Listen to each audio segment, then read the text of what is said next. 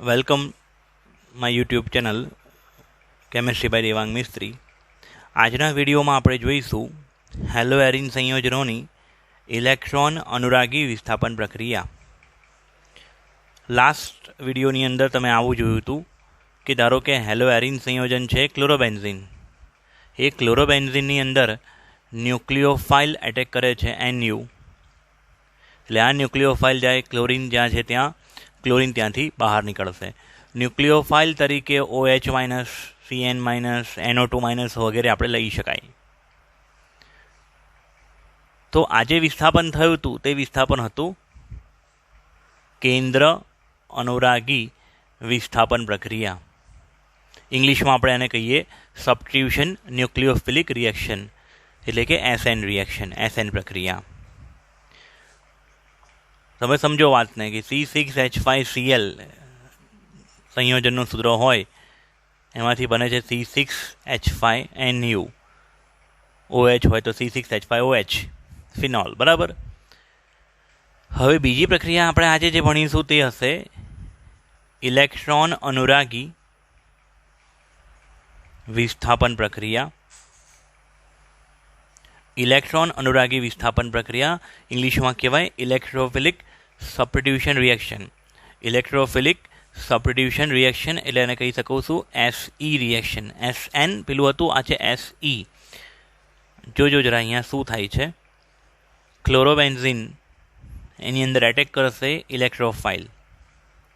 Electrophile તરીકે આપણે શું લઈ શકાય તો કે Cl+ લઈ શકાય, Br+ લઈ શકાય, મિથાઇલ છે, ઇથાઇલ છે, ઠીક છે, NO2+, SO3H+, CH3CO+, આ બધા ઇલેક્ટ્રોફાઇલમાંથી કોઈ પણ એક ઇલેક્ટ્રોફાઇલ તમે લઈ શકો છો.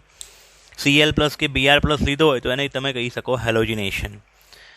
પછી મિથાઇલ કે ઇથાઇલ લીધો હોય એને કહેવાય ફ્રીડલ ક્રાફ્ટ આલ્કાઇલેશન. NO2+ લીધો હોય એને કહેવાય એ પ્રક્રિયાનું નામ છે નાઇટ્રેશન. SO3H+ લીધો હોય તો એને સલ્ફોનેશન. CH3CO+ ફ્રીડલ craft acylation. તો આ ઇલેક્ટ્રોફાઇલ ક્લોરિનને વિસ્થાપિત નહીં કરે, ઓર્થો અથવા પેરા પરથી હાઇડ્રોજનનું વિસ્થાપન કરાવશે. કેમ કે અહીં અગાઉથી દાખલ થઈ ગયેલ ક્લોરિન જે છે તે ઓર્થો પેરા નિર્દેશક છે. એટલે કે R+ અસર દર્શાવનાર સમૂહ છે. કઈ અસર દર્શાવનાર સમૂહ છે? R+ અસર, ઓર્થો પેરા નિર્દેશક અસર દર્શાવનાર સમૂહ છે તે. તેથી નવો આવનારો સમૂહ ઓર્થો અને પેરા ઉપર દાખલ થશે. ઠીક છે. તો આજે વિસ્થાપન થયું બાળકો, તે વિસ્થાપન કયું કહેવાશે? ઇલેક્ટ્રોન અનુરાગી વિસ્થાપન પ્રક્રિયા. ફોર્મ્યુલા અગર લખવું હોય સૂત્ર, અણુસૂત્ર, તો Cl, C6H4 અને E. ઉપર શાનું વિસ્થાપન થયું હતું? Clનું. બરાબર છે. ઉપર શાનું વિસ્થાપન થયું હતું? Clનું. હાઇડ્રોજન એવા રહ્યા હતા. પણ નીચે અહીંયા શાનું વિસ્થાપન થયું? હાઇડ્રોજનનું વિસ્થાપન થયું. અહીંયા ફોર્મ્યુલા હતું C6H5Cl અને નિપજનું ફોર્મ્યુલા છે C6H4 Cl અને E. તો કોનું વિસ્થાપન થયું? Hનું. ઠીક છે. એટલે પહેલું વિસ્થાપન છે કયું છે? કેન્દ્ર અનુરાગી વિસ્થાપન, જે આગળ પાછલા વિડીયોમાં જોઈ ગયા. અને આ જે વિસ્થાપન જોઈશું આજે તે છે ઇલેક્ટ્રોન અનુરાગી વિસ્થાપન પ્રક્રિયા, જેમાં આપણો હેલોજન એવો ને એવો રહેશે, નવો દાખલ થનારો સમૂહ ઓર્થો અથવા પેરા સ્થાને એડ થશે. ત્યારબાદ આપણે પાઠ્યપુસ્તક પ્રમાણે આ ટોપિક જોઈએ. હેલો એરિન સંયોજનોમાં ઇલેક્ટ્રોન અનુરાગી વિસ્થાપન પ્રક્રિયાઓ. ધારો કે આ હેલો એરિન સંયોજન આપણું છે ક્લોરોબેન્ઝિન. ઇલેક્ટ્રોન અનુરાગી ઓર્થો અથવા પેરા પોઝિશન પર શું કરશે? એટેક કરશે. ત્યાંથી H+ નું વિસ્થાપન કરાવશે. હેલો એરિન બેન્ઝિનની જેમ ઇલેક્ટ્રોન અનુરાગી વિસ્થાપન પ્રક્રિયાઓ જેવી કે હેલોજિનેશન, નાઇટ્રેશન, સલ્ફોનેશન, ફ્રીડલ ક્રાફ્ટ એટલે કે FC આલ્કાઇલેશન, એસાઇલેશન વગેરે પ્રક્રિયાઓ આપે છે. હેલોજન સમૂહ R+ અસર દર્શાવે છે. કઈ અસર દર્શાવે છે બાળકો? એટલે કે ધન સંસ્પંદન અસર. અને શું કહેવાય? R+ અસરને શું કહેવાય? ધન સંસ્પંદન અસર, પોઝિટિવ રેઝોનન્સ ઇફેક્ટ. તેથી તે ઓર્થો અને પેરા નિર્દેશક સમૂહ છે. તેમ છતાંય અન્ય ઓર્થોપેરા નિર્દેશક કરતાં તે થોડો નિષ્ક્રિય છે. તો કે અન્ય ઓર્થોપેરા નિર્દેશક એટલે કેવા? જેમ કે મિથાઇલ સમૂહ હોય, OH સમૂહ હોય, મિથાઇલ, OH, બરાબર છે, OR, મિથોક્સી, NH2, આ બધા ઓર્થોપેરા નિર્દેશક સમૂહો છે. ક્લોરિન પણ ઓર્થોપેરા નિર્દેશક છે, પણ બીજા અન્ય ઓર્થોપેરા નિર્દેશક કરતાં તે નિષ્ક્રિય છે, કારણ કે તે I- અસર દર્શાવે છે. અહીં બે અસરો એકબીજાને શું કરશે? એકબીજાનો વિરોધ કરશે. એક અસર છે, ફરીથી એકવાર કહું છું, એક અસર છે R પ્લસ R માઇનસ અસર, R પ્લસ અસર, સોરી, એક અસર છે R પ્લસ અસર, બીજી છે I- અસર. R plus I minus. R plus એટલે ધન સંસ્પંદન અસર અને I- એટલે ઋણ ઇલેક્ટ્રોન આકર્ષક અસર, ઇલેક્ટ્રોન પ્રેરક અસર. હવે પ્રેરક અસર એટલે શું? કે ભાઈ કોઈ બંધ હોય, જેમ કે હેલોજન અને કાર્બન, તો એ બંધના ઇલેક્ટ્રોનને પોતાની તરફ ખેંચી રાખવા, એ અસરને કઈ અસર કહેવાય? I- અસર. પરંતુ અહીં તમે જોઈ શકો છો હેલોએરિન સંયોજનોમાં આ ઇલેક્ટ્રોન લોન પેર એ બેન્ઝીન વલય તરફ દાખલ થવા, આ ઘટના જે આ એરો કર્યો, આ ઘટના કોને કારણે થઈ? R પ્લસ અસરના કારણે. આ પ્રકારની ઘટના કોને કારણે થાય? I- અસરને કારણે. ઠીક છે, કે બંધના ઇલેક્ટ્રોન પોતાની તરફ ખેંચાઈ રાખવા એને કહેવાય I- અસર. પણ પોતાના અબંધકારક ઇલેક્ટ્રોન યુગમાં એટલે કે લોન પેર, પોતાના લોન પેર બેન્ઝીન વલય તરફ દાખલ કરવા, તેને શું કહેવાય? એ જે અસર થઈ એને કહેવાય R પ્લસ અસર કહેવાય. ઠીક છે, આ લોન પેર કોના તરફ ગયા? બેન્ઝીન વલય તરફ. કાર્બન અને હેલોજનની વચ્ચે આવી જશે ડબલ બોન્ડ, અને જેવા ઇલેક્ટ્રોન અંદર જશે, પહેલો અને બીજા વચ્ચે જે પાઈ બંધ છે તે બીજા નંબર પર આવી જશે. આ સંસ્પંદન આપણે આગળના વિડીયોમાં, પાછલા વિડીયોમાં ઓલરેડી જોઈ ગયા છીએ. બીજા નંબરનો કાર્બન કેવો બન્યો? Negative, halogen positive, carbon halogen વચ્ચે ડબલ બોન્ડ બન્યો. વળી પાછા લોન પેર સેકન્ડ અને થર્ડની વચ્ચે જશે, અને થર્ડ 4 વચ્ચેના જે પાઈ બંધના ઇલેક્ટ્રોન છે એ 4 પર આવશે. વળી પાછા 4 નંબરવાળા જે લોન પેર છે 4 અને 5 વચ્ચે જશે, અને 5 અને 6 વચ્ચેના ઇલેક્ટ્રોન 6 પર આવશે. આવું આગળ ને આગળ ચાલ્યા કરશે. તમે અહીં જોઈ શકો છો બીજા નંબરનું સ્ટ્રક્ચર, ત્રીજા નંબરનું, ચોથા નંબરના સ્ટ્રક્ચરમાં અહીં ઓર્થો પોઝિશન નેગેટિવ છે, અહીંયા પેરા પોઝિશન નેગેટિવ છે, અને અહીંયા અગેન ઓર્થો પોઝિશન નેગેટિવ છે. એટલે કે ઓર્થો અને પેરા પોઝિશન પર ઋણ ભાર વધે છે. ઓર્થો પેરા પોઝિશન પર શું થાય છે? ઋણ ભાર, એટલે કે ઇલેક્ટ્રોનની ઘનતા વધે છે. તો પછી હવે ઇલેક્ટ્રોફાઇલ જે છે એ પોતે ક્યાં એટેક કરવાના ચાન્સીસ વધી જાય? બટ ઓફવેસ ઓર્થો પેરા પર એના એટેક કરવાના ચાન્સીસ વધી જાય. તમે સમજો, અહીંયા લખ્યું છે R પ્લસ અસરના લીધે હેલોજનના અબંધકારક ઇલેક્ટ્રોન યુગમાં બેન્ઝીન વલય તરફ ખસે છે. R પ્લસ અસરના લીધે હેલોજનના અબંધકારક ઇલેક્ટ્રોન યુગમાં, અહીંયા નીચે દર્શાવ્યું, બેન્ઝીન વલય તરફ ખસે છે. તેથી ઓર્થો પેરા પર ઇલેક્ટ્રોનની ઘનતા વધે છે. અહીંયા ઇલેક્ટ્રોનની ઘનતા શું થઈ? વધી ગઈ. પરંતુ I- અસરના લીધે હેલોજન શું કરે છે? આ ઇલેક્ટ્રોનને અલ્ટિમેટલી પોતાની તરફ ખેંચવાનો કંઈક પ્રયાસ કરે છે. એક બાજુ દાન બી કર્યો છે, અને બીજી બાજુ શું કરે છે? આકર્ષે પણ છે. I- અસરના લીધે હેલોએરિન સંયોજનોની ઇલેક્ટ્રોન અનુરાગી વિસ્થાપન પ્રક્રિયા પ્રત્યેની સક્રિયતામાં શું થાય છે? ઘટાડો થાય છે I- અસરના કારણે. અને તેથી ઇલેક્ટ્રોન અનુરાગી વિસ્થાપન પ્રક્રિયા માટે પ્રબળ પ્રક્રિયા પરિસ્થિતિની જરૂર પડે. પ્રબળ પ્રક્રિયા પરિસ્થિતિ એટલે કે ઊંચું તાપમાન, દબાણ, ઉદ્દીપક વગેરે. નોર્મલ કન્ડિશન પર ઇલેક્ટ્રોન અનુરાગી વિસ્થાપન આમાં થશે નહીં. થોડી હાઈ ટેમ્પરેચર, પ્રેશર, કેટાલિસ્ટ એટલે ઉદ્દીપકની જરૂર અહીંયા પડશે. ફરીથી કહું છું, બે અસર અહીંયા ભણ્યા. એક કઈ? R પ્લસ, જે પોતાના લોન પેર અબંધકારક ઇલેક્ટ્રોન યુગ્મને અંદર દાખલ કરવા, તે કોને કારણે થાય છે? R પ્લસના કારણે. પણ જે સહસંયોજક બંધના ઇલેક્ટ્રોનને પોતાની સાઈડ ખેંચી નાખવાની વૃત્તિ, તેને કહેવાય I- અસર. આ બેમાંથી કઈ અસર વધારે પ્રબળ છે? I-. એ કોના પર ડિપેન્ડ કરે? જે તે સમૂહ પર, પોતાના પર ડિપેન્ડ કરે.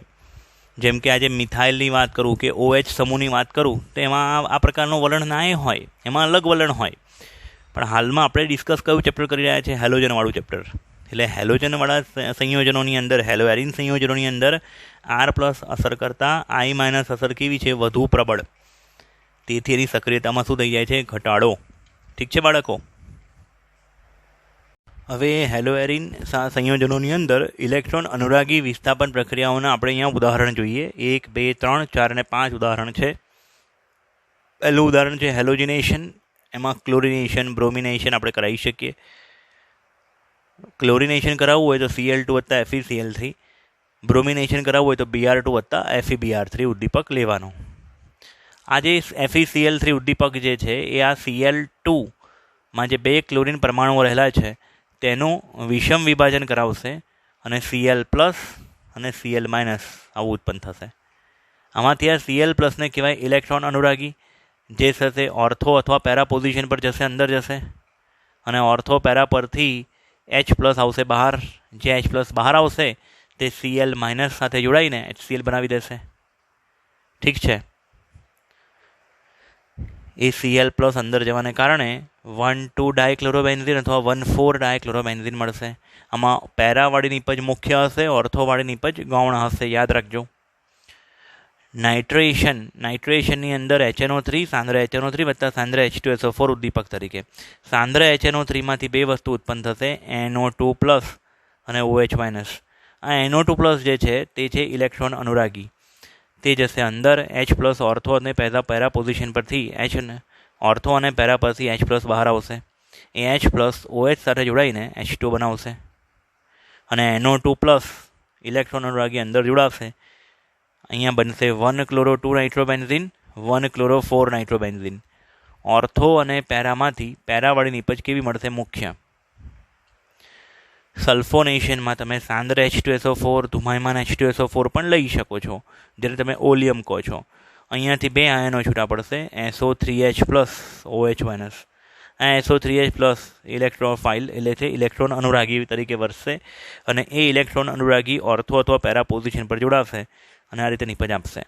અહીંયા SO3H કરતાં Cl કરતાં SO3Hની અગ્રિમતા વધુ હોવાથી હું 1 નંબર SO3H વાળાને આપું છું અને અહીંયા નામ થશે 2-chloro-બેન્ઝીન સલ્ફોનિક એસિડ.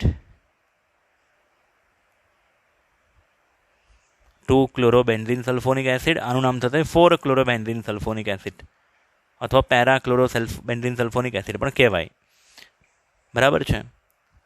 પછી છે ફ્રીડલ ક્રાફ્ટ પ્રક્રિયા, જેને આપણે કહી શકીશું FC પ્રક્રિયા. ફ્રીડલ ક્રાફ્ટ આલ્કાઇલેશન, એમાં 2 પ્રક્રિયા હોય છે. એક છે ફ્રીડલ ક્રાફ્ટ આલ્કાઇલેશન, જેમાં મિથાઇલ, ઇથાઇલ, આલ્કાઇલ સમૂહ એડ કરવાનો હોય. બીજું છે ફ્રીડલ ક્રાફ્ટ એસાઇલેશન. એસાઇલેશનમાં CH3CO+ એસાઇલ સમૂહ ઉમેરાવો. આલ્કાઇલેશનમાં તમે મિથાઇલ, ઇથાઇલ, પ્રોપાઇલ વગેરે સમૂહ ઉમેરી શકો. ઠીક છે. જેમ કે અહીં CH3Cl અને નિર્જલ AlCl3 ઉદ્દીપક અને તાપમાન. તો આ CH3Clનું વિષમ વિભાજન થાય, CH3+ અને Cl-. આ CH3+ ને કહેવાશે ઇલેક્ટ્રોન અનુરાગી. આ ઇલેક્ટ્રોન અનુરાગી ઓર્થો અને પેરા પોઝિશન પર જોડાય તો નિપજ આ પ્રકારની મળશે અને ઓર્થો પેરા પરથી જે H નીકળશે એ H+ સાથે Cl જોડાઈ જાય તો HCl બનાવે અને અહીં જે નિપજનું નામ થશે ઓર્થોક્લોરોટોલ્યુઇન. અહીંયા નામ થશે પેરાક્લોરોટોલ્યુઇન અથવા એનું બીજું નામ પણ કરી શકાય છે આપણે 1-chloro-2-મિથાઇલબેન્ઝીન. 1-chloro-2-મિથાઇલબેન્ઝીન. અહીંયા નામ થશે 1-chloro-4-મિથાઇલબેન્ઝીન. ઓકે. પછી બીજું છે ફ્રીડલ ક્રાફ્ટ એસાઇલેશન. એમાં CH3COCl વત્તા નિર્જલ AlCl3 ઉદ્દીપક. CH3COCl ને કહેવાય એસાઇલ ક્લોરાઇડ અથવા એસિટાઇલ ક્લોરાઇડ. ફરીથી એકવાર, CH3COCl ને કહેવાય છે એસાઇલ ક્લોરાઇડ અથવા એસિટાઇલ ક્લોરાઇડ. એ CH3CO+ અને Cl- એવું વિભાજન થાય. આ CH3CO+ ઇલેક્ટ્રોફાઇલ એટલે કે ઇલેક્ટ્રોન અનુરાગી તરીકે વર્તશે, તે અંદર જોડાશે અને H+ આવશે બહાર. આ બધાની અંદર ઓર્થોવાળા નિપજ કરતાં પેરાવાળી નિપજ કેવી મળશે? વધુ માત્રામાં. પેરાવાળી નિપજ કેવી હશે? મુખ્ય નિપજ. હવે જો આ Cl ના હોત ને તો આ સંયોજનનું નામ થાત, બેન્ઝીન ઉપર COCH3નું નામ હોત એસિટોફિનોન. કીટોન છે એક જાતનો, પણ ઓર્થો પોઝિશન પર ક્લોરો હોવાને કારણે આનું નામ થશે ઓર્થોક્લોરો એસિટોફિનોન. ઓર્થોક્લોરો એસિટોફિનોન. આનું નામ થશે પેરાક્લોરો એસિટોફિનોન.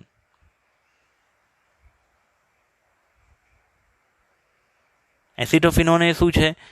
બેન્ઝીન ઉપર COCH3 ને કહેવાય એસિટોફિનોન. અને જો એસિટોફિનોન સાથે Cl હોય ઓર્થો પોઝિશન પર તો ઓર્થોક્લોરો એસિટોફિનોન, પેરા પોઝિશન પર Cl છે તો પેરાક્લોરો એસિટોફિનોન. તો આ અહીંયા જે 5 પ્રક્રિયા લખી એ પ્રક્રિયાઓ શું છે? હેલોએરિનની ઇલેક્ટ્રોન અનુરાગી વિસ્થાપન પ્રક્રિયાઓ છે. હેલોએરિનની ઇલેક્ટ્રોન અનુરાગી વિસ્થાપન પ્રક્રિયાઓ. ત્યારબાદ ચેપ્ટરનો એક નાનકડો ટોપિક જે આગળ બાકી છે તે જોઈ લઈએ, એટલે ચેપ્ટર પૂરું થાય.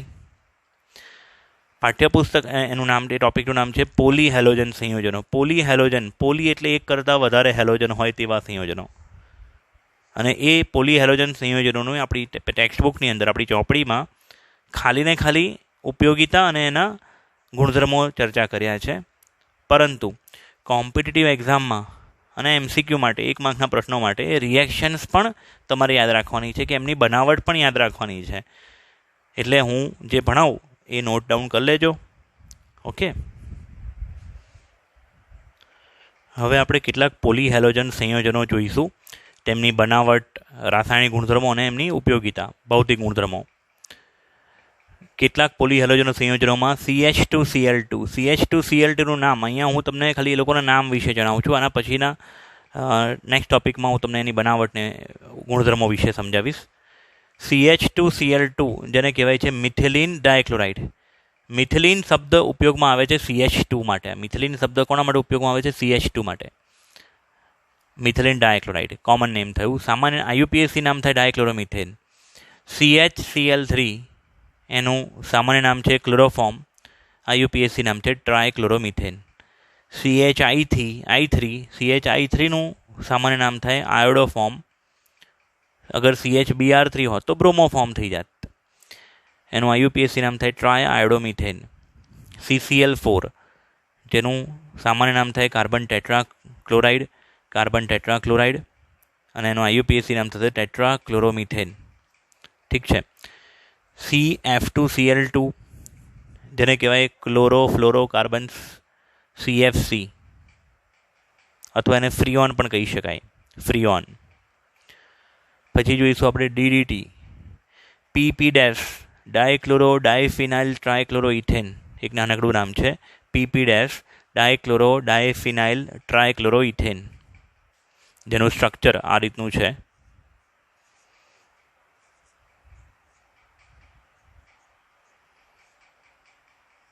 અહીંયા લખ્યું છે ઇથેન, તો ઇથેન એટલે 2 કાર્બન અને એના સાથે શું છે? ટ્રાયક્લોરો, એટલે CCl3.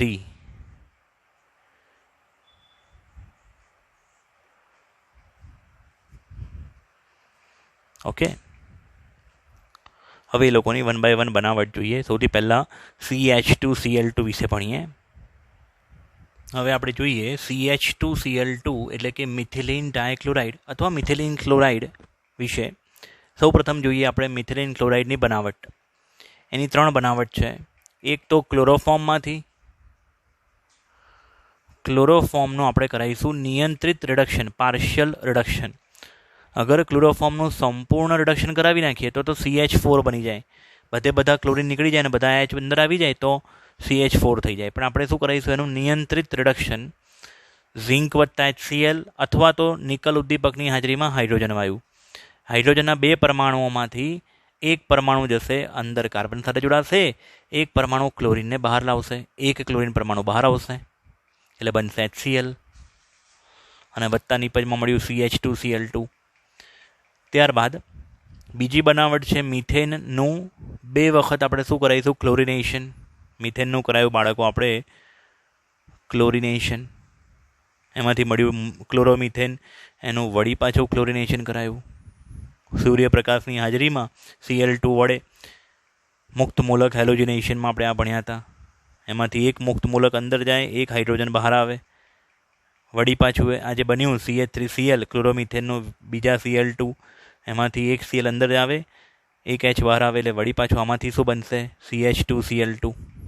એટલે 1 by 1 પહેલાં એક Cl અંદર ગયો, પછી બીજો એક Cl અંદર ગયો, એટલે અલ્ટિમેટલી બન્યું શું? CH2Cl2. ઠીક છે. અને ત્રીજી બનાવટ છે ફોર્માલ્ડિહાઇડ અથવા મિથેનોલમાંથી. મિથેનાલ અથવા તો ફોર્માલ્ડીહાઇડમાંથી તેમાં આપણે ઉમેર્યું PCl5 ફોસ્ફરસ પેન્ટાક્લોરાઇડ.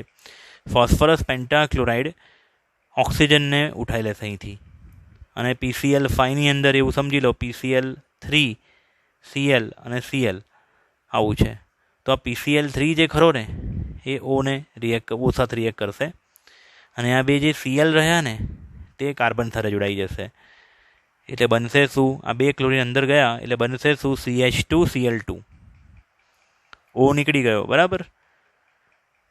અને બીજું POCl3 ફોસ્ફરસ ઓક્સીક્લોરાઇડ. ઠીક છે. CH2Cl2 એ રંગવિહીન પ્રવાહી છે. તેનું ઉત્કલન બિંદુ 313 કેલ્વિન છે બાળકો, 313 કેલ્વિન.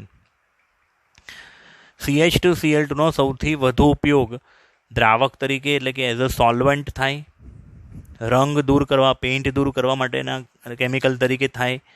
એરોસોલ એટલે સાદી ભાષામાં કહીએ તો સ્પ્રે. ઠીક છે.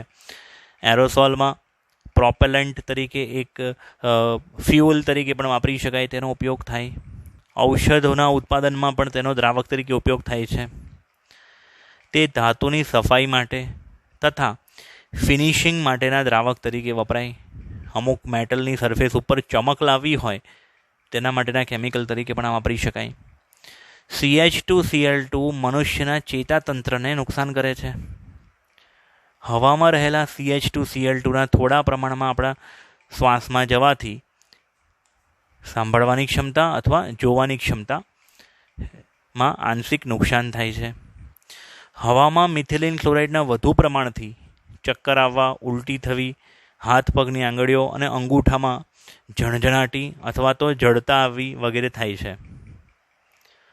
મનુષ્યની ત્વચા એટલે કે સ્કિન, ચામડીના સીધા સંપર્કમાં આવવાથી આ કેમિકલ આવે તો તીવ્ર બળતરા ઉત્પન્ન થાય અને ચામડી આછા લાલ રંગની બને છે. તે આંખોના સીધા સંપર્કમાં આવે તો કોર્નિયા બાળી નાખે છે. આંખની અંદર જે કોર્નિયા હોય તે બાળી નાખે છે.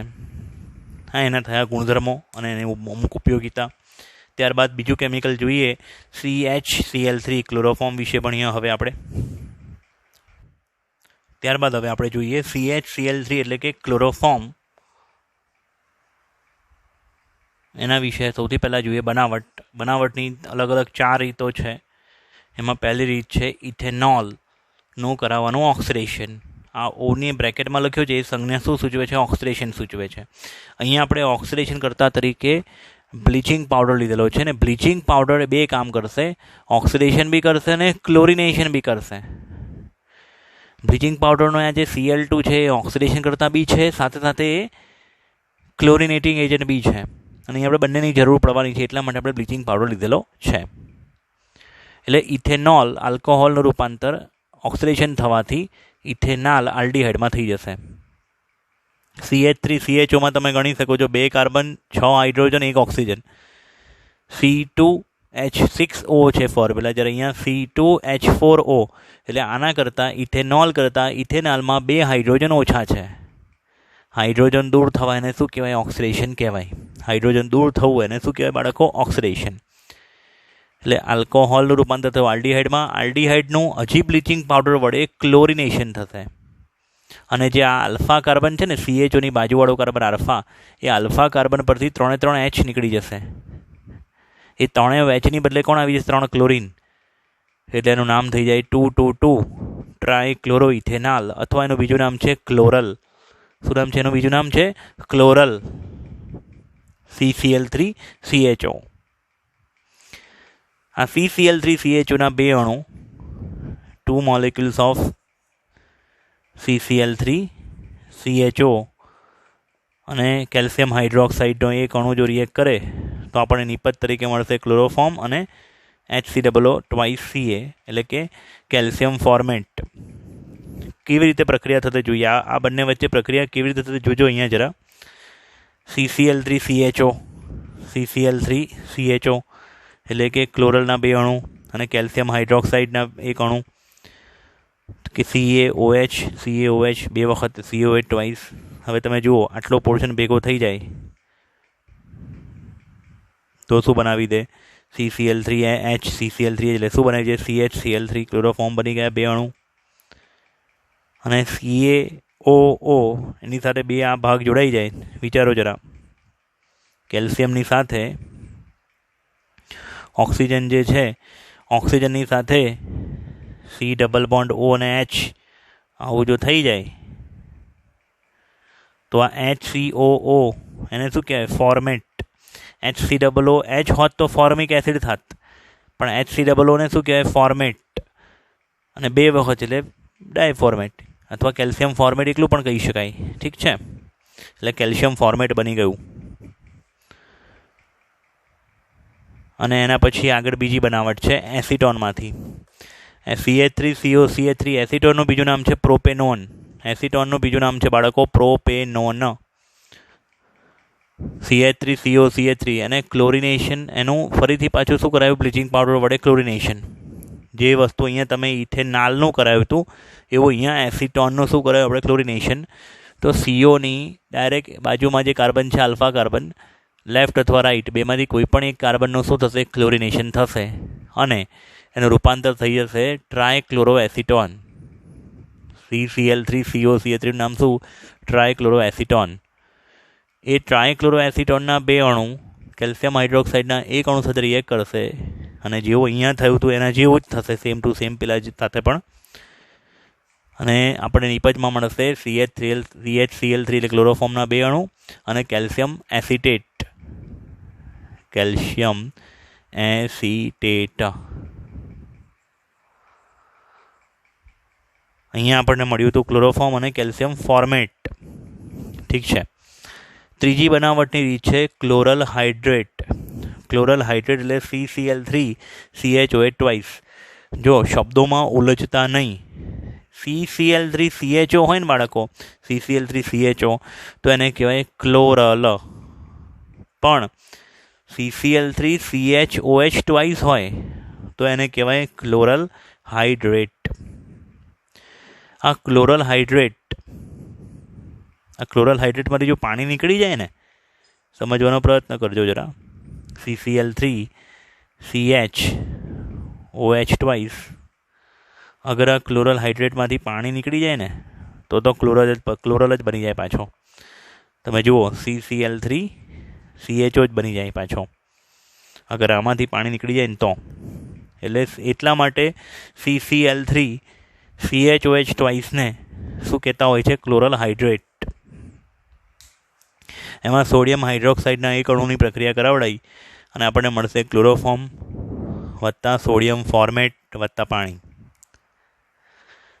આ ત્રીજા નંબરની પદ્ધતિ જે છે તેનાથી અતિશુદ્ધ ક્લોરોફોર્મ બનાવી શકાય છે. એટલે ક્લોરોફોર્મ બનાવવાની સૌથી બેસ્ટ રીત કઈ? તો કે ત્રીજા નંબરવાળી.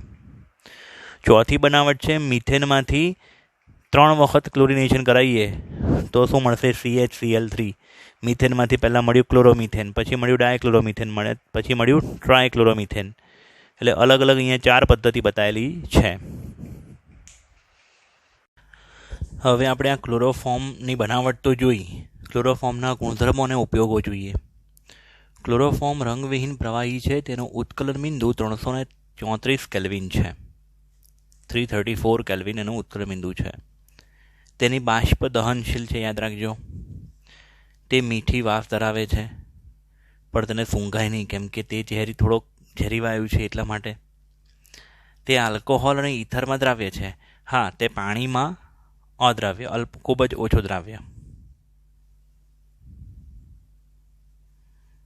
પાણીમાં અદ્રાવ્ય છે પરંતુ આલ્કોહોલ અને ઇથરમાં કેવો છે? દ્રાવ્ય છે.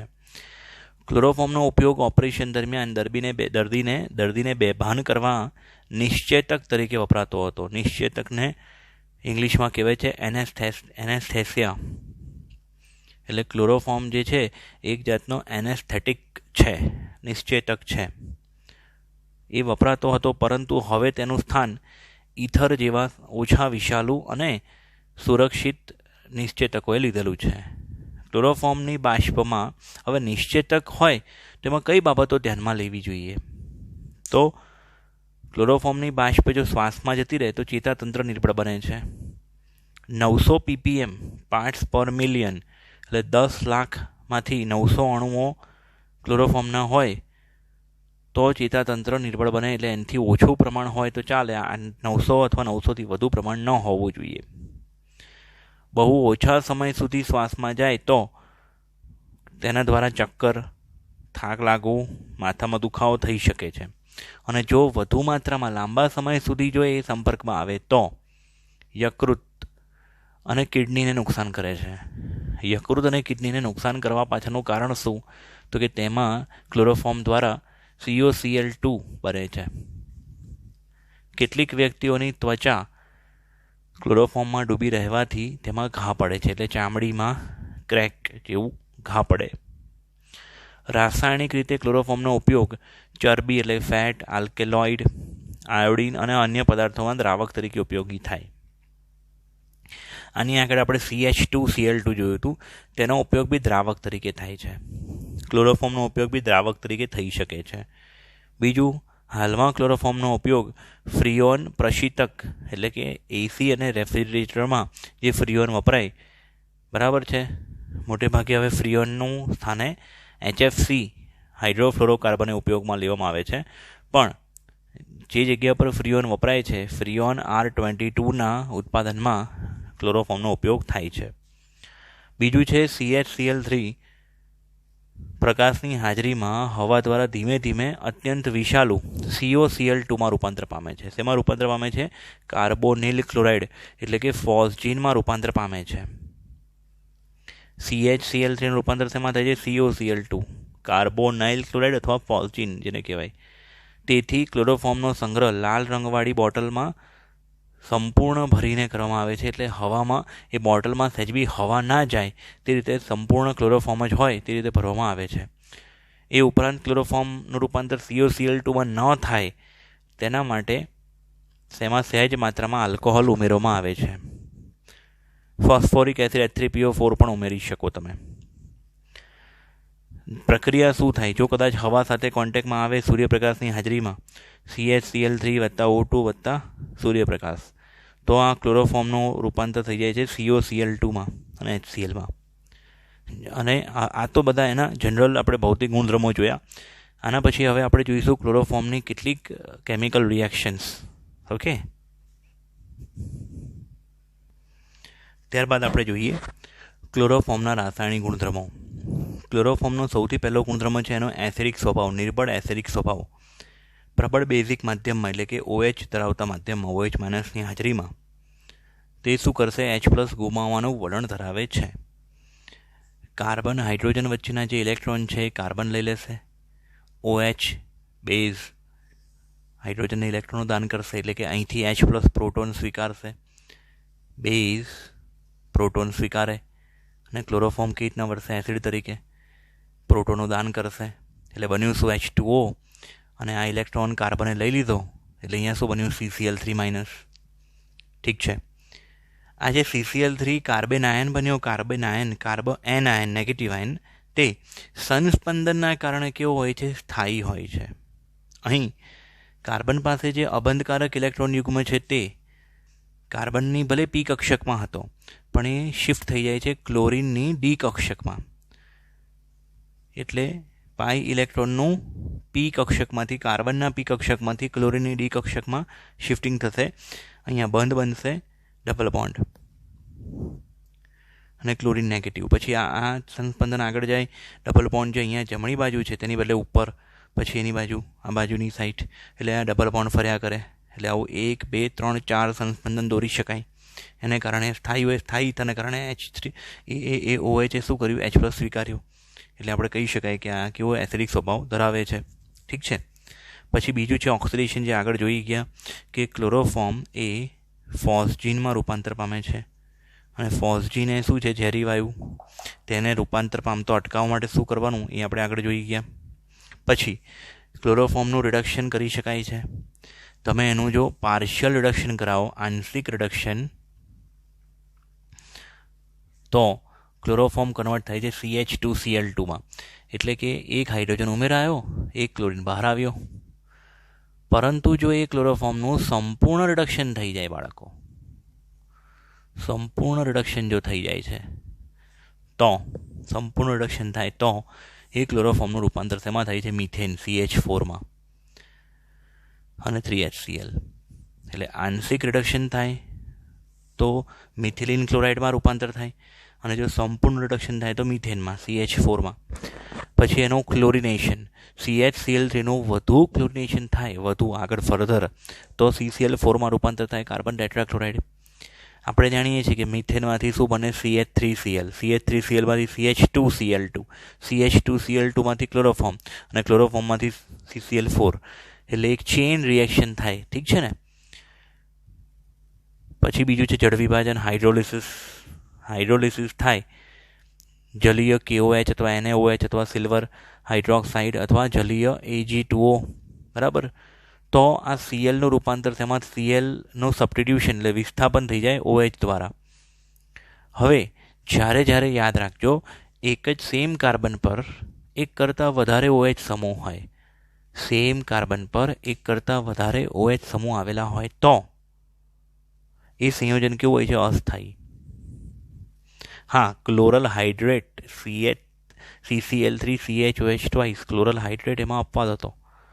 ક્લોરલ હાઇડ્રેટમાં એક જ કાર્બન પર 2 OH હોવા છતાં એ સ્થાયી છે, પણ અહીં આ જે સંયોજન છે COH થ્રાઇસ અને H, એ જે સંયોજન કેવું છે? અસ્થાયી.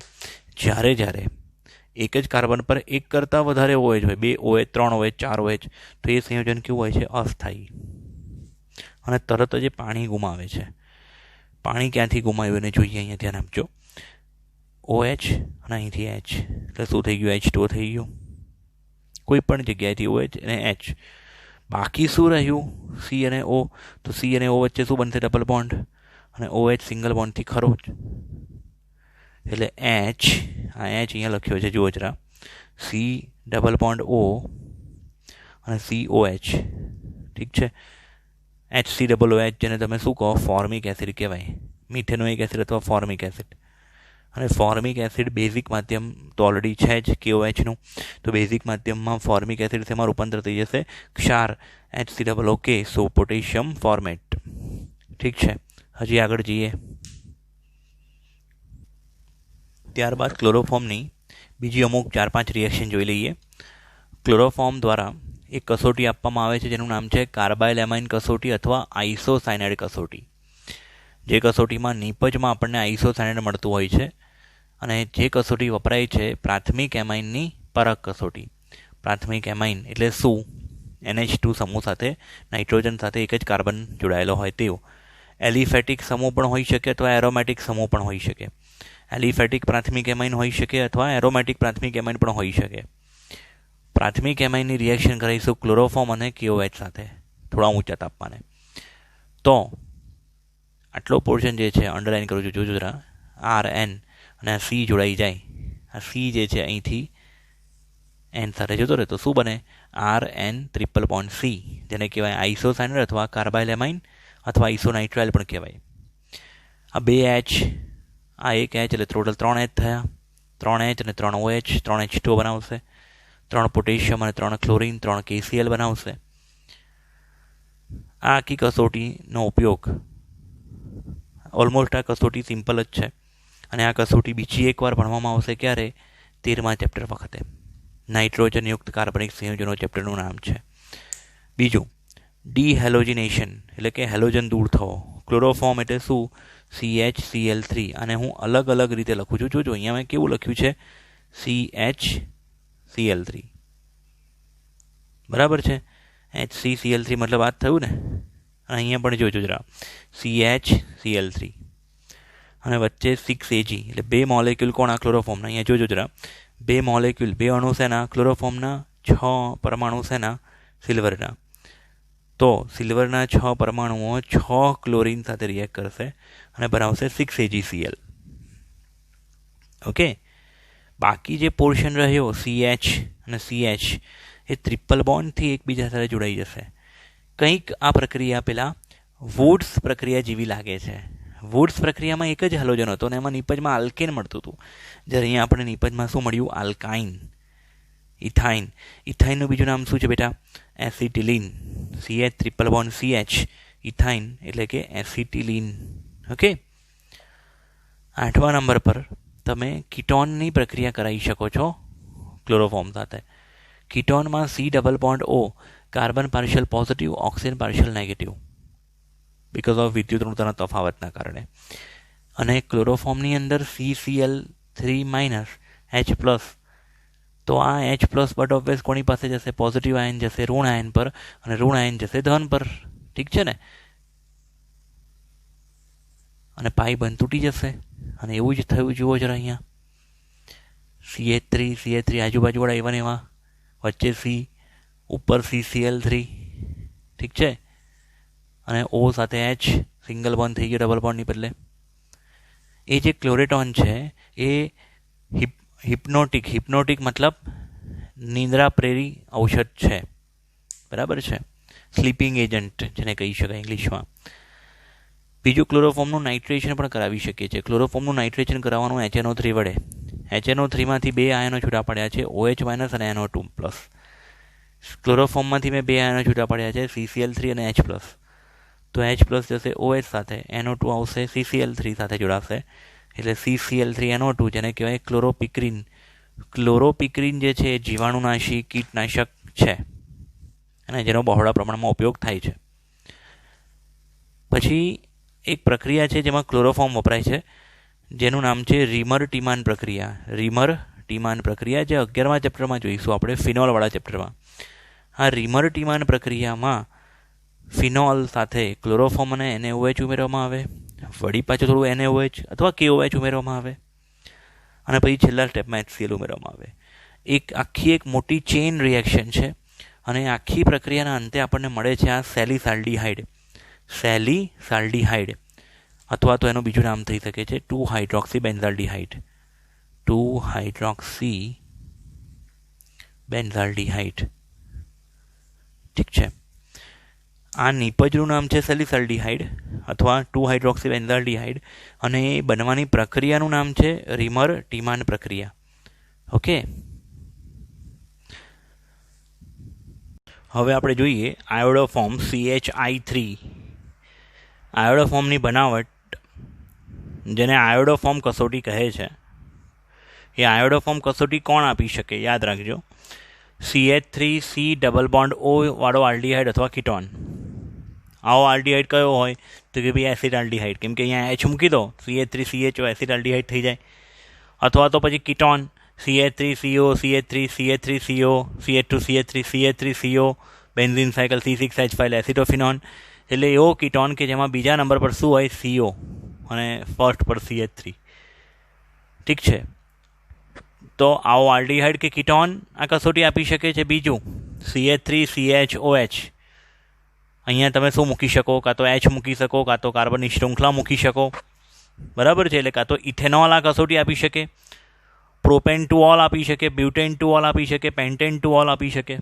ઓકે, તો આવા આલ્કોહોલ અથવા કીટોન અથવા આલ્ડીહાઇડ કોની હાજરીમાં? તો કે આલ્કલી NaOH, KOH, Na2CO3 વગેરેની હાજરીમાં આયોડિન સાથે પ્રક્રિયા કરવાથી પીળા રંગનો ઘન પદાર્થ CHI3ના અવક્ષેપ આપે છે. આ કસોટીને આયોડોફોર્મ કસોટી પણ કહે છે. અહીંયા 2 પ્રક્રિયાઓ મેં લખેલી છે. ઉદાહરણ તરીકે પહેલું ઇથેનોલ CH3CH2OH, એની પ્રક્રિયા કરાઈ આયોડિન અને NaOH સાથે, તો આપણને નિપજમાં મળશે CHI3. બીજું, HCOONA સોડિયમ ફોર્મેટ, NaI અને H2O. એટલે આ જે સૌથી છેડાવાળો ભાગ છે તેનું કન્વર્ઝન થઈ જશે શેમાં? CHI3માં. એકચ્યુઅલી તમારો જે ક્રિયાશીલ સમૂહ હોય એની બાજુવાળો, આ જે ક્રિયાશીલ સમૂહની બાજુવાળો આલ્ફાની બાજુવાળો બીટા, એટલે આ જે બીટા કાર્બન જે ખરું ને એનું રૂપાંતર આમાં થાય CI3CH2OH. અને પછી NaOHમાંથી H, NaOHમાંનો H એ બીટા કાર્બન સાથે જોડાઈ જાય, એટલે શું બને? આયોડોફોર્મ CHI3. એટલે આપણે અહીંયા એની મેકેનિઝમ ડિસ્કસ કરવાની જરૂર નથી, ખાલી યાદ શું રાખવાનું કે ઇથેનોલનું રૂપાંતર શેમાં થયું? Iodoform, plus sodium formate, plus sodium iodide, plus 5H2O. Okay, બીજું એસિટોન CH3COCH3. એસિટોનનું બીજું નામ શું હોય? પ્રોપેનોન. એની પણ આયોડિન અને NaOH સાથે પ્રક્રિયા કરવામાં આવશે તો CHI3 plus NaI plus CH3COONA કહેવાય સોડિયમ એસિટેટ, અને +3H2O. આ તેની બનાવટ. આ ઉપરાંત બીજી અમુક અન્ય માહિતી આયોડોફોર્મ વિશે. તેનો ઉપયોગ શરૂઆતમાં જીવાણુનાશી એટલે કે એન્ટિસેપ્ટિક તરીકે થતો હતો.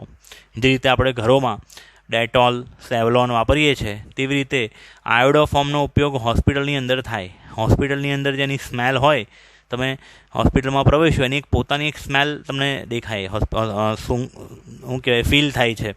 તો એ સ્મેલ કોને કારણે હોય છે? આયોડોફોર્મને કારણે. એટલે એનો ઉપયોગ જીવાણુનાશી કે થતો હતો, હજી બી થાય છે કેટલીક જગ્યાએ. આ આયોડોફોર્મનો આ ગુણધર્મ જે છે, જીવાણુનાશી ગુણધર્મ, તે આયોડોફોર્મનો પોતાના કારણે નહીં, પરંતુ તેમાંથી ઉત્પન્ન થયેલા I2 મુક્ત આયોડિનના કારણે હોય છે. પણ તેનું અરુચિકર વાસ એટલે કે અનપ્લીઝન્ટ સ્મેલ, આપણને ગમે નહીં તેવી સ્મેલના કારણે હાલમાં તેનો ઉપયોગ તેના સ્થાને બીજા અમુક અન્ય આયોડિનયુક્ત દવાઓનો ઉપયોગ થાય છે. તેનું ગલનબિંદુ 392 કેલ્વિન છે. તે ઘન પદાર્થનો પીળા રંગનો સ્ફટિકમય ઘન પદાર્થ છે. તેનું ગલનબિંદુ 392 કેલ્વિન. તે પાણીમાં અદ્રાવ્ય છે, પરંતુ કાર્બનિક દ્રાવકો જેવા કે ઇથેનોલ, ઇથર વગેરેમાં દ્રાવ્ય છે. આ યાદ રાખજો. કોના વિશે? આયોડોફોર્મ વિશે ભણીએ આપણે. ત્યારબાદ હવે આપણે જોઈએ CCl4 કાર્બન ટેટ્રાક્લોરાઇડ. કાર્બન ટેટ્રાક્લોરાઇડની બનાવટ બે રીતે શક્ય છે. અહીંયા આપણી પાસે બે ઓપ્શન છે. પહેલો ઓપ્શન છે CS2 કાર્બન ડાયસલ્ફાઇડમાં ક્લોરીન વાયુ પસાર કરવાનો નિર્જલ AlCl3 ઉદ્દીપકની હાજરીમાં. તો અહીં આપણે જોઈએ છીએ ક્લોરીનના ટોટલ 6 પરમાણુઓ છે.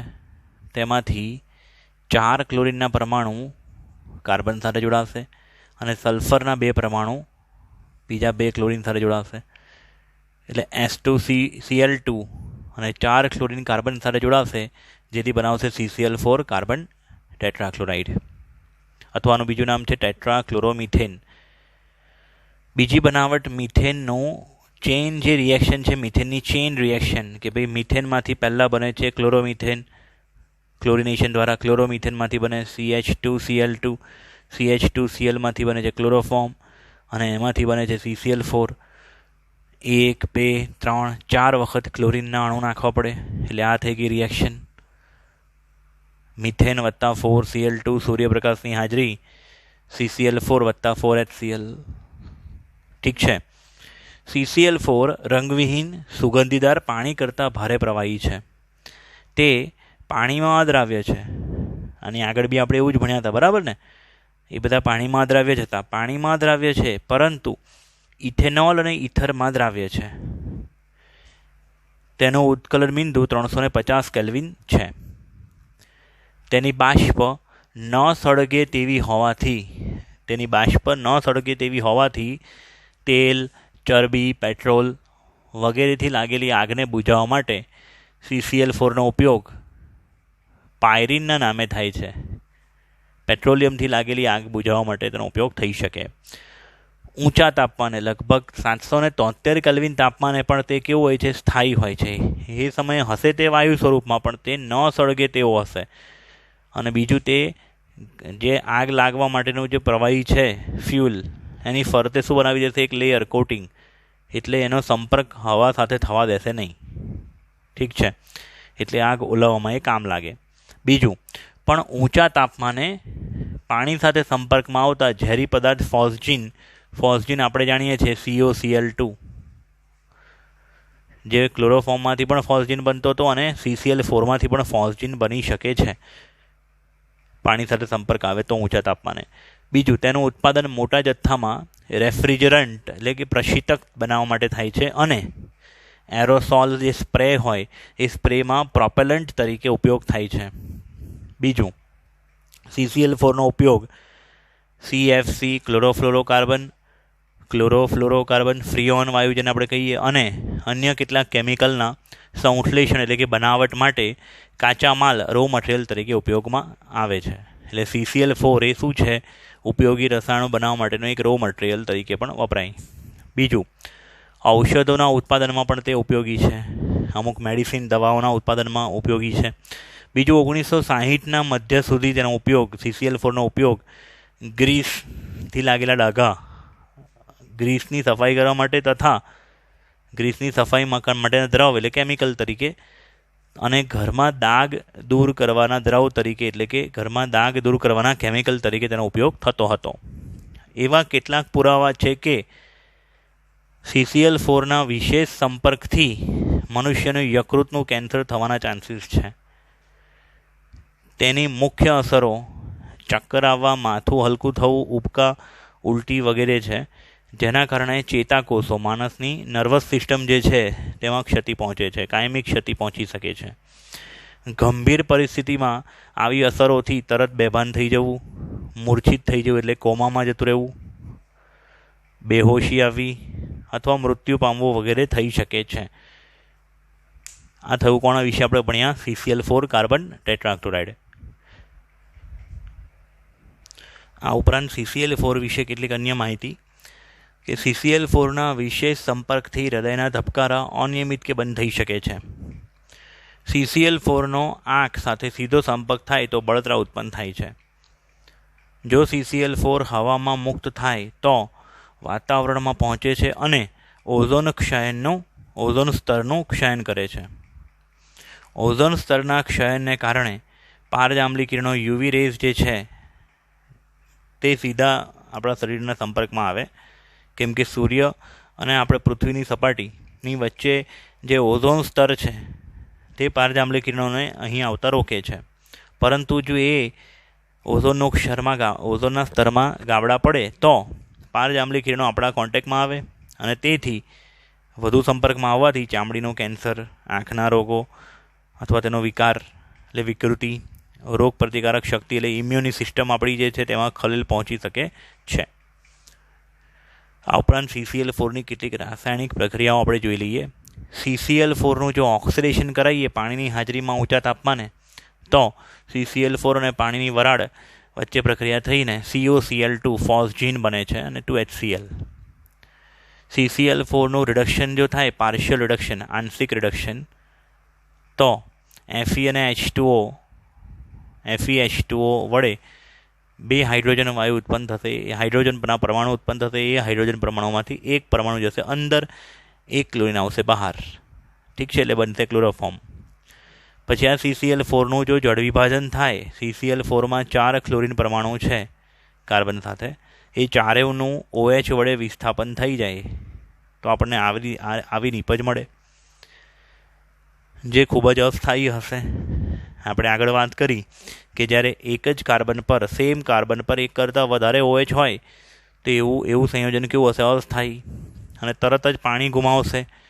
અહીંયા પાણી ગુમાવાશે. કઈ જગ્યાએથી પાણી ગુમાવશે? ધારો કે અહીંથી OH, અહીંથી H, એવું જ ફરી બીજી વાર અહીંયાથી OH, અહીંથી H. ઠીક છે, એટલે ધારો કે H અને OH એટલે H2O થઈ ગયું. રહ્યું શું? C double bond O, carbon dioxide, CO2 બન્યું. હવે એ CO2ની KOHનું માધ્યમ હોવાને કારણે CO2નું રૂપાંતર K2CO3 પોટેશિયમ કાર્બોનેટમાં અને પાણીમાં થઈ જાય છે. બીજું આ CCl4 ફિનોલ અને NaOHના માધ્યમમાં એસિડિક, છેલ્લા સ્ટેપમાં એસિડ ઉમેરવાનો. આખી પ્રક્રિયાના અંતે CCl4 ફિનોલ NaOH અને છેલ્લા સ્ટેપમાં HCl, તો આ CCl4 વડે રૂપાંતર પામે છે. ફિનોલમાંથી બને છે સેલિસિલિક એસિડ. ફિનોલમાંથી શું બન્યું બાળકો? Salicylic acid. ક્લોરોફોર્મમાંથી આપણે શું બનાવતા હતા? સેલિસાલ્ડીહાઇડ. અહીંયા બને છે સેલિસિલિક એસિડ. આ બંને પ્રક્રિયાનું નામ શું છે? રીમર-ટીમાન પ્રક્રિયા. શું બાળકો? રીમર-ટીમાન પ્રક્રિયા. આ ભણ્યા આપણે CCl4 વિશે. ત્યારબાદ આપણે જોઈએ ફ્રીઓન. ફ્રીઓનનું બીજું નામ છે ક્લોરોફ્લોરોકાર્બન્સ, CFC. જે રીતે આલ્કોહોલની કેવી એક શ્રેણી હોય, આખું મિથેનોલ, ઇથેનોલ, પ્રોપેનોલ, એ રીતે ફ્રીઓન જે છે એ કોઈ એક વાયુ નથી. એ ફ્રીઓન વાયુઓની શું છે? આખી એક ફેમિલી, આખી એક શ્રેણી. એને કઈ રીતે ઓળખાય? તો મિથેન અથવા ઇથેનના બધા જ હાઇડ્રોજનનું વિસ્થાપન ફ્લોરો અથવા ક્લોરો અથવા બંને વડે, ફ્લોરિન અથવા ક્લોરિન બંને વડે જો થઈ જાય તો CFC બને છે, અને જેમને ફ્રીઓનના નામે પણ ઓળખી શકાય છે.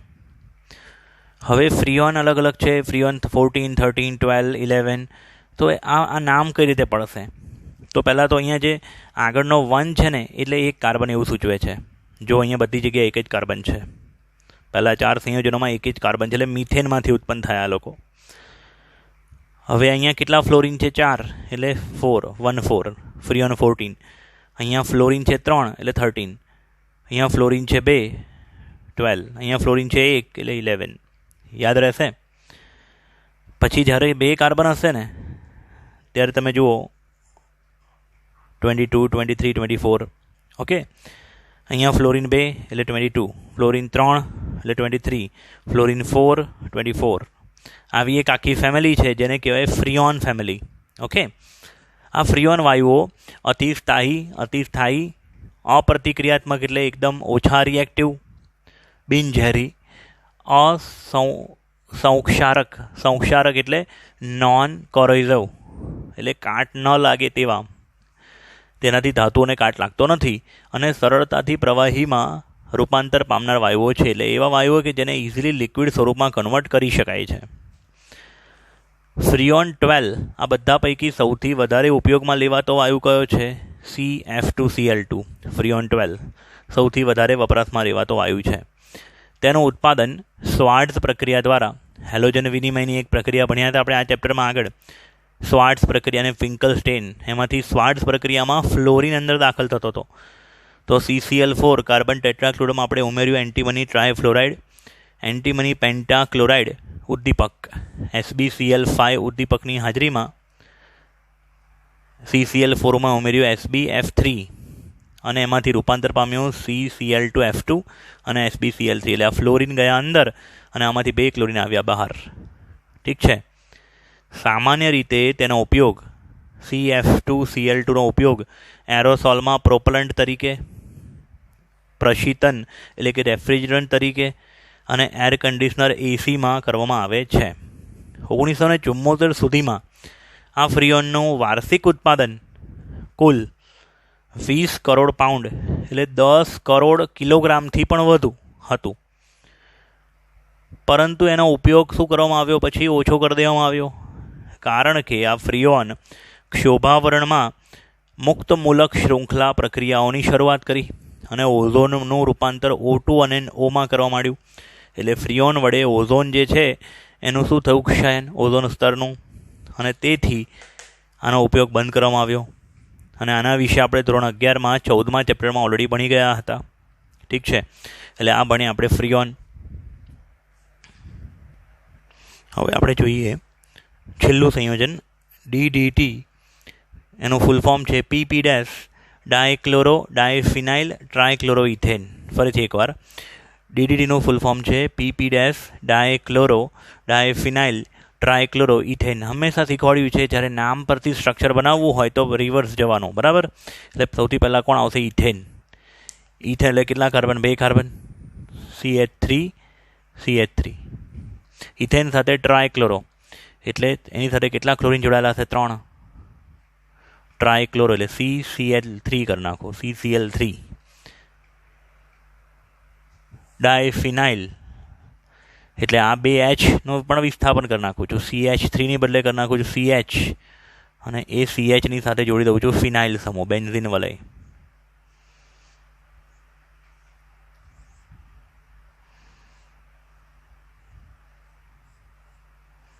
અને એ બેન્ઝીન વલયના પેરા પોઝિશન પર શું છે? ડાયક્લોરો. એટલે આ પેરા અને પેરાડેસ બંને પર ડાયક્લોરો. આ થઈ ગયું DDTનું સ્ટ્રક્ચર. ઠીક છે. CCl3 એટલે થઈ ગયું આ ઇથેન.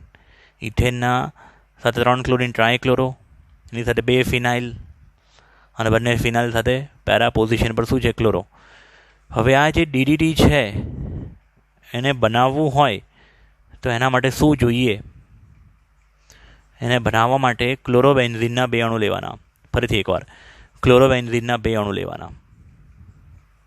ક્લોરોબેન્ઝીનનો 1 અણુ, ક્લોરોબેન્ઝીનનો બીજો અણુ. એની પ્રક્રિયા કરાવવાની ક્લોરલ સાથે. કોની સાથે? ક્લોરલ. ક્લોરોબેન્ઝીનની પ્રક્રિયા કરાવવાની ક્લોરલ સાથે. ક્લોરલ એટલે શું? CCl3CHO, CCl3CHO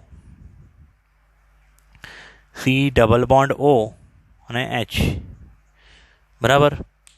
હવે જોજો જરા, અહીંયા પેરા પોઝિશન પરથી એક H, અહીંયા પેરા પોઝિશન પરથી એક H અને O, આટલો પોર્શન H2O સ્વરૂપે દૂર થશે.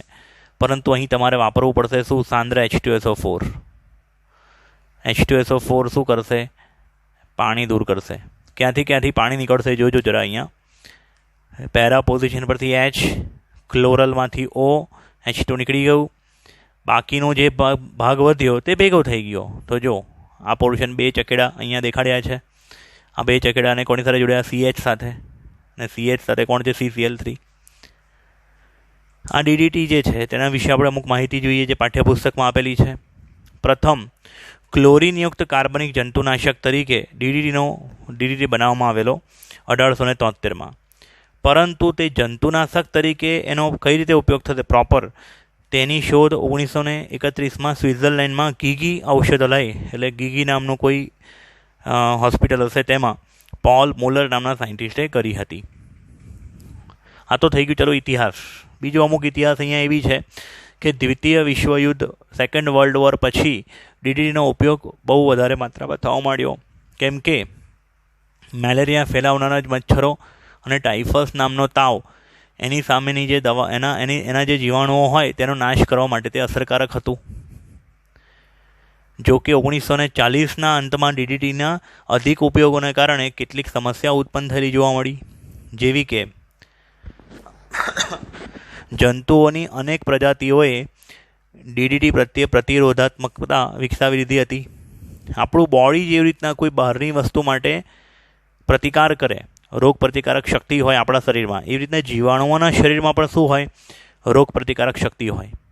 એટલે DDTના ઉપયોગથી શરૂઆતમાં તો જીવાણુઓ મરવા માંડ્યા, પણ પછી લાંબા ગાળે જીવાણુઓએ પોતાની અંદર જે, હવે DDT તમે પાવડર છાંટ્યો, જીવાણુઓ મરી ગયા, પણ એ જીવાણુઓમાંથી જે જીવી ગયા ને તેમને શું ડેવલપ કરી? DDTની સામે પ્રતિરોધાત્મકતા, બરાબર. અને એમાંથી જે નવા બચ્ચાઓ પેદા થયા હશે તેના ઉપર હવે બીજી વાર DDT નાખીશું તો એ મરશે એટલા જલ્દી નહીં. એમ કરતાં DDT જીવાણુઓ પ્રત્યે કેવો થવા માંડ્યો? થોડો ઓછો અસરકારક. પણ એની બીજી ઇફેક્ટ, આડઅસર વર્તાઈ માછલીઓ ઉપર. પાણી ભરેલું હોય એવા જળાશયોની આસપાસ જ્યાં DDT નાખવામાં આવ્યો એ પાણીમાં ઓગળ્યો, અને પાણીમાં શું હતી? માછલીઓ. તો માછલીઓ ઉપર અતિ ઝેરી એ સાબિત થવા માંડ્યો. DDTની રાસાયણિક સ્થાયીતા. બીજું, આપણા શરીરમાં શું એની અસર થાય તે જોઈએ. ચરબીમાં ઓગળવાની ક્ષમતા, દ્રાવ્યતાએ તેની સમસ્યાઓને વધુ જટિલ બનાવી હતી. પ્રાણીઓ દ્વારા DDTનું ઝડપથી ચયાપચય થતું નથી, મતલબ પાચન થતું નથી. આપણે શરીરમાં ભૂલે ચૂકે જો જતો રહ્યો અથવા બીજા કોઈ પ્રાણીઓમાં જતો રહ્યો તો એનું પાચન થતું નથી. પણ તેનું અંતઃગ્રહણ એટલે કે એબ્ઝોર્પ્શન, ઇન્જેક્શન સ્થાયી દરે ચરબીમાં થતું રહે. અને જો આ ચરબીમાં એ થતું રહે શોષણ, તો પ્રાણીઓમાં લાંબા ગાળે DDTની માત્રા શું થઈ જાય? વધી જાય. આ બધી સમસ્યાઓના કારણે સંયુક્ત રાષ્ટ્ર એટલે કે યુનાઇટેડ સ્ટેટમાં 1973માં DDT પર પ્રતિબંધ લગાવાયો હતો. પરંતુ હાલમાં વિશ્વના કેટલીક જગ્યાઓ પર, કેટલાક દેશોમાં હજી પણ DDTનો ઉપયોગ ચાલી રહ્યો છે. તો આ ચેપ્ટર 10નો થિયરી પોર્શન અહીંયા સમાપ્ત થયો. હજી એક 10મા ચેપ્ટરનો વિડીયો હું મૂકીશ કે જેમાં હશે સ્વાધ્યાયના કેટલાક પ્રશ્નો જે બાકી રહ્યા છે તે. મોટાભાગના સ્વાધ્યાયના પ્રશ્નો આપણે સાથે સોલ્વ કરી નાખ્યા છે, પણ કેટલાક સ્વાધ્યાયના પ્રશ્નો જે બાકી છે તેને સમાવતો એક વિડીયો હું મૂકીશ. પ્લસ કોમ્પિટિટિવ એક્ઝામ માટે કામ લાગે એ વસ્તુઓ પણ અંદર સમાવી લઈશ. ઓકે, એટલે આવતા વિડીયોમાં આપણે નવું ચેપ્ટર ચાલુ કરીશું. સાથે એક બીજો વિડીયો હું મૂકીશ આ ચેપ્ટરનો રિવિઝન અથવા તો એક્સરસાઇઝના ક્વેશ્ચન્સ માટેનો. મળીએ બાળકો.